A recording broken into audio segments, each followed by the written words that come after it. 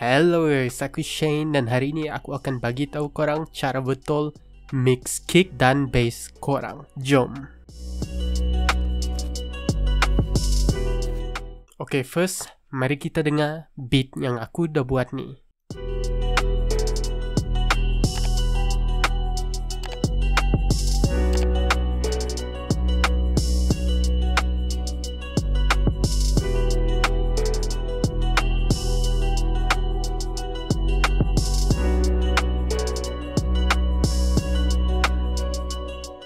Kalau korang guna 808 yang sample, contohnya yang korang download dari internet ke apa ke, korang pasti akan dapat bunyi ni. Dan benda pertama korang kena buat adalah pergi dekat sini, envelope. Dekat volume, korang buka envelope ni. Lepas tu korang buatlah atau apa-apa kat sini. Korang ikut yang korang suka, bunyi yang korang nak. Tapi yang paling penting, dekat attack ni, korang jangan bagi dia 0%. At least ada ruang sedikit, okay? Kenapa? Sebab dekat depan ni korang nak bunyi kick korang dahulu, baru bass. Supaya nanti kick dengan bass korang tak bercanggah, tak berlawanan bunyi. Jom kita dengar bila dia tak ada attack.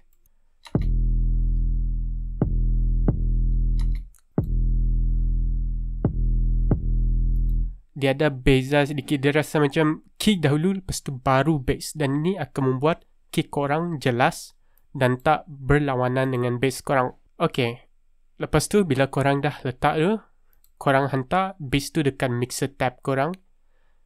Yang ini, korang kena letak EQ untuk 808 dan EQ untuk kick. Okay, jom kita lihat apa yang aku buat dekat sini. Korang perasan tak perbezaan frekuensi tu? Dekat atas ni adalah 808 dan dekat bawah ni adalah kick aku. Korang perasan tak? Aku naikkan sedikit bahagian ni untuk kick, tetapi dekat 808 aku turunkan. Dan apa benda ni buat adalah dia macam dia akan membuatkan kick tu lebih jelas dekat frekuensi ni, which is dekat 150Hz. Dan aku kurangkan 150Hz tu dekat 808 aku supaya frekuensi ni tidak mengacau dengan frekuensi kick ni ya. Dan lepas tu korang perasan tak, dekat permulaan yang rewit ni aku naikkan dekat 50-60Hz tu, tapi dekat kick aku buangkan terus. Dan bila korang tak buat benda macam ni, contohnya korang biarkan ni ataupun korang naikkan ni akan menyebabkan frekuensi tu berlawanan dan akan menyebabkan mix korang lebih muddy ataupun tak berapa clear, tak berapa jelas, dan akan mengacau frekuensi-frekuensi ataupun muzik-muzik korang semua ya. Okay, lepas korang dah letak tu, langkah terakhir adalah korang kena letak sidechain. Sidechain simple je. Okay, so macam ni. Aku dah ready control dekat mixer tab aku ni. Lepas tu korang pergi kick korang yang aku letak dekat insert 2 ni. Korang right click ya. Aku cuba balik. Aku right click, korang kena right click, lepas tu korang tekan sidechain to distract. Begitu juga dengan snare korang, sidechain to distract. Lepas tu 808 korang boleh straight terus hantar, pergi control lu, korang tekan right click, route to distract only. Okay, bila korang dah hantar, korang letak 2 fruity limiter. Dan fruity limiter ni akan bertindak sebagai sidechain. Okay, korang nampak tak? Dekat com ni, korang tekan compress. Sama juga untuk snare ni, compress. Korang nampak sidechain ni. Korang right click, tekan insert 2 ataupun kick yang korang dah namakan kick tu. Lepas tu dekat ni, korang sidechain snare korang. Untuk aku adalah insert 5. Lepas tu untuk ratio kedua-dua tu, korang kena letak dalam 4. Okay, lepas tu mari kita mainkan semula track tu. Untuk kick, korang turunkan threshold sepenuhnya. Lepas tu korang naikkan threshold tu mengikut berapa yang korang nak.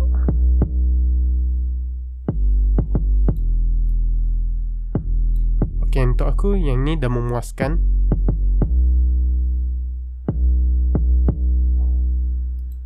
Mari kita letak snare juga.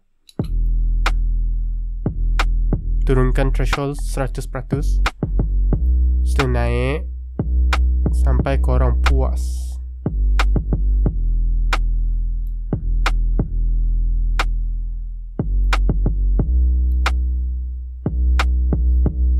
Okay, nice. Okay, sekarang kita lihat kalau tanpa sidechain.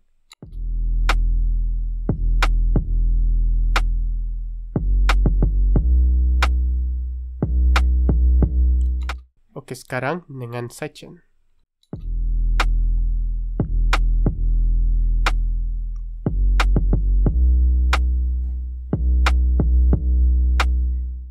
Okay guys, itu saja video untuk hari ini. Video pendek, tapi hopefully harap dengan video ni dapat banyak membantu korang mix kick dan bass korang dengan betul. Okay, so I see you guys next time. Jumpa korang di video seterusnya.